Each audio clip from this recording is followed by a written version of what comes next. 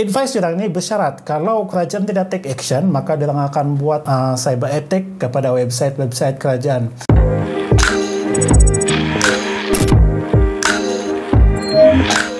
Salam guys, selamat datang di Update Sharing. Saya rasa saya sudah lewat buat konten ini berkaitan dengan Anonymous Malaysia yang tular baru-baru ini dalam 3 hari yang lepas, di mana mereka telah pun advise government untuk perkuatkan sistem security data peribadi yang ada dekat Malaysia, kerana banyak yang kita tahu sekarang ni sebagai contohnya Macau scam. Orang tua sudah tu dia kumpul duit dari mula-mula, dari tabung duit dari mula untuk pergi ke umrah ataupun pergi haji, dan tidak juga boleh salahkan orang tua tu 100%, kerana kau tahulah kan orang tua ni dia punya level IT dia ada rendah sedikit. Jadi Anonymous sudah kuat bahawa data-data peribadi ini ada kalangan politician yang terlibat dan juga kalangan penjual-penjual awam, dan dia rasa bahawa dia tahu siapa yang buat. Jadi dia mahu bahawa kerajaan ambil action, take action, bukan dia ada serang kerajaan. Tetapi advice diorang ini bersyarat kalau kerajaan tidak take action, maka diorang akan buat cyber attack kepada website-website kerajaan. Selalunya cyber attack yang Anonymous serang ni adalah macam info-info sulit PDRM, Bank Negara Malaysia, ataupun apa-apa sulit lah, dan juga kepada ahli-ahli politik yang terlibat dengan Macau scam ataupun seumpama dengan ini, mereka juga akan serang. And social media? Citizens start receiving notifications that offered a lot of money and threatening people seems like they commit a crime. The root cause is because of private service providers and government data such as personal data has been hacked and been leaked. Then they start selling this data undergroundly to third parties. The issue about many of government's officer and vendors accepting bribes, hacking and manipulating the systems to release the foreigners with ease. We know who you are. Jadi macam mana memulai ni? Okey, saya akan mula dengan berkaitan dengan sejarah Anonymous. Anonymous ni maksudnya kita tidak tahu identiti itu siapa orang tu. Kita tidak tahu siapa mereka. Mereka datang dalam bentuk avatar dalam bahagian website, satu forum ataupun dalam website internet. Kita tidak tahu, kita tidak dapat trace mereka. Mereka ni adalah Anonymous. Di mana Anonymous ni dia satu organisasi decentralization, maksudnya tidak ada organisasi yang mengawal Anonymous ni, tidak ada organisasi yang official. Anonymous ni dia macam anyone could be anonymous. Siapa saja akan boleh jadi anonymous, tidak kira kau siapa. Jadi bila bermula berkaitan dengan Anonymous ni, so tadi sudah saya terangkan apa maksud Anonymous, apa sejarah Anonymous, dan ini saya akan terangkan kepada anda semua bagaimana bermula Anonymous. So basically Anonymous ni bermula pada tahun 2003, di mana satu website yang ditubuhkan oleh Japanese, website daripada Japanese, dia tubuhkan satu website yang di mana website itu dekat sana kamu boleh post ataupun chat apa saja, tapi bukan video. Kamu hanya boleh post gambar dan juga post perkataan dekat di sana. Kamu boleh pergi sana, kamu boleh login ke sana. Dia tidak perlu apa-apa registration. No fee, no registration, boleh masuk. Tidak kira lah kau umur 7 tahun kah, 13 tahun kah, 54 tahun kah, dalam semua umur boleh masuk dekat sana. Cuma website ni dia ada pro, ada cons. So pro ni adalah kita boleh berhubung dengan siapa saja, tapi consnya adalah dalam website ni dia tidak rule and regulation. Jadi kontennya di sana lah semua apapun ada. Adult content pun ada dekat situ, berbincang dengan isu-isu environment, political party, isu-isu hangat, kontroversi, vandalism dan sebagainya. So website tu dia tiada rule and regulation, so kamu boleh masuk dekat website tu. Saya sertakan dalam link dekat bawah ni ataupun komen dekat bawah. Cuma advice saya kepada anda, kalau kamu belum umur 18 tahun ke atas, jangan masuk website ni, sebab website ni ada adult content. Pay advice, kalau mau masuk pun pandai makan pandai simpan, okey?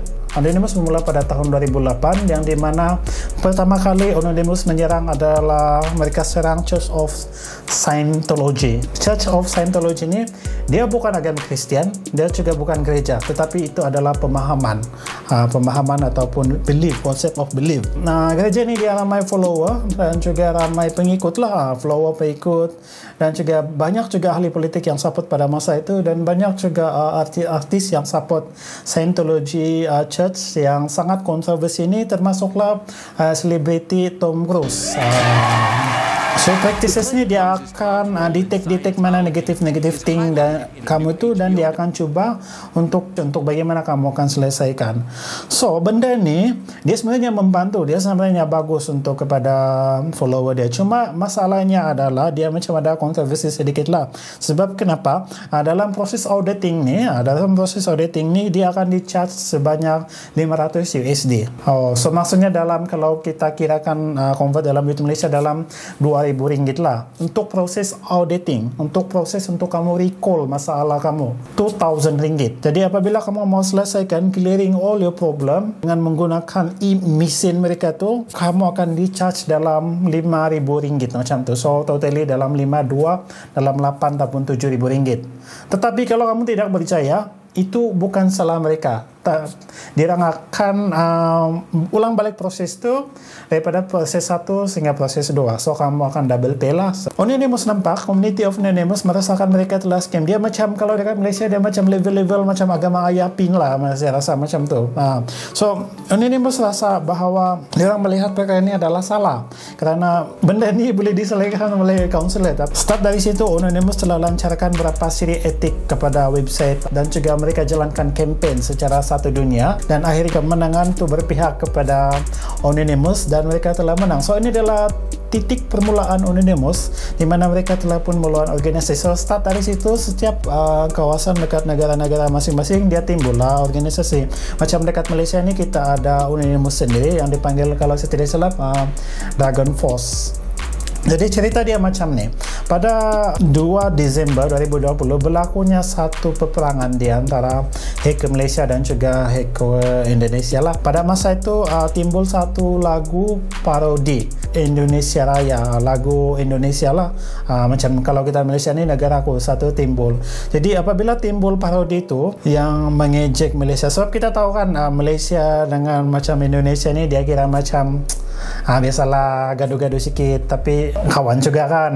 Jadi apabila berlakunya itu, hacker dekat Indonesia merasakan bahawa ini adalah kerja daripada hacker Malaysia. So diorang attack lah website kerajaan macam ATM telah pun keluarkan satu kenyataan menyatakan bahawa website mereka telah diserang ekoran daripada kes Indonesia Raya punya anthem tu yang telah diparodikan. Tetapi PDRM telah pun membuat tindakan dan kertas siasatan telah pun dibuka, dan tup yang buat tu bukanlah daripada Malaysia tapi adalah dari warga Indonesia. Berlaku macam tu, hacker Indonesia serang website kerajaan. So hacker dekat Malaysia ni dia tak boleh diam lah kan, dia pun nak kami pun nak serang juga. So dalam kali ini diorang hanya serang satu website saja. Diorang serang website sama juga, diorang serang website keselamatan tentera Indonesia, dan sekurang-kurangnya jika silap data pribadi tentera Indonesia dalam 20,000 telah diekspos, namanya, pangkat dan juga data pribadi. So pada masa itu Indonesia sudah tahulah sebab mereka sudah silap. Malaysia tu serang balik, sampai di situ sajalah, tiada apa-apa lagi berlakunya serangan selepas itu. Ini adalah pandangan saya secara pribadi berkaitan dengan isu ini. Pertama adalah saya merasakan bahawa hacker Malaysia ni dia cuba nak advise government sebab dia takut dengan insiden yang, bukan dia takut tetapi dia cuba untuk sedarkan kerajaan bahawa sistem keselamatan kerajaan untuk cyber security ni adalah sangat lemah. So bila-bila dia kiralah daripada Indonesia kah, daripada negara-negara lain boleh serang. Kedua adalah dia merasakan bahawa dia benci dengan ahli politik, dengan ahli kerajaan dan juga individu-individu yang terlibat yang menjual data pribadi. Sebab kalau dekat Shopee, dekat saya tidak silap, dia jual database pribadi di mana fresh graduate yang mendapat kerja, yang mempunyai komitmen dan masih boleh buat loan pribadi. Kalau kamu perasan, kalau kamu kena call oleh bank, kamu kena call oleh insurans ataupun kamu kena call oleh something macam bakau scam, dia boleh tahu kamu punya nama, dia boleh tahu kamu punya IC, dia boleh tahu kamu punya tempat tinggal, di mana tempat kerja. Semua itu adalah disebabkan data pribadi. Kerajaan ini very senang untuk dikasih leaks, very senang untuk orang untuk manipulasi. Kita tidak katakan bahwa sistem keselamatan kerajaan ini kurang, tetapi adanya ahli-ahli politik yang mereka dakwa dan juga adanya ahli-ahli pegawai kerajaan tutup mata, tidak asal pun diorang dapat something lah macam tu mereka dakwa. So diorang tahu siapa benda ini, dan saya rasa oi hacker Malaysia, kalau tidak juga dibuat apa kan, teruskan aja. Macau scam ini dapat dari data pribadi dari siapa? Dari pihak yang saya sebut tadi, berkepentingan. Bagi saya, hacker Malaysia ini adalah dia coba memainkan peranan yang penting sekarang. Ya betul. Ada juga lah dalam komen-komen netizen yang saya nampak dekat Anonymous Facebook Anonymous Malaysia, jarang macam tolong hack lah iSinar saya dapat 10,000, tolonglah hack PTPTN itu untuk musnahkan semua data-data pribadi. Benda ini sebenarnya hacker boleh buat, tapi dia tak buat. Dia tak buat. Malahan kalau kamu suruh dia hack KWSP pun bukannya nak bantu kamu. Dia mungkin akan ambil seluruh duit kamu di sana pula. Sebenarnya apa yang saya lihat sekarang ni, hacker Malaysia ni dia macam play a role of watchdog. Dia macam organisasi yang melihat kerajaan tu dia okey ke tak. Kalau tak okey, kita serang. Kalau saya lah hacker kan, saya nak juga hapuskan saya punya hutang PTPTN dan juga loan pribadi, tapi saya bukan hacker dan itu semua adalah utopia things lah. Bagi saya, kalau macam hutang PTPTN dan juga loan pribadi itu, kita sudah berhutang. Dalam agama apa sekalipun, hutang perlu dibayar. Jadi sampai di sini saya ingin sentuh sedikit berkaitan dengan cyber attack yang dilancarkan oleh Anonymous Malaysia, hacker of Anonymous Malaysia, dan saya telah terangkan sedikit berkaitan dengan sejarah Anonymous, dan saya harap anda dapat something input daripada perkongsian saya ini. Mungkin anda di sana punya banyak lagi info berkaitan dengan Anonymous. Kamu boleh komen dekat bawah, kita kongsi sama-sama.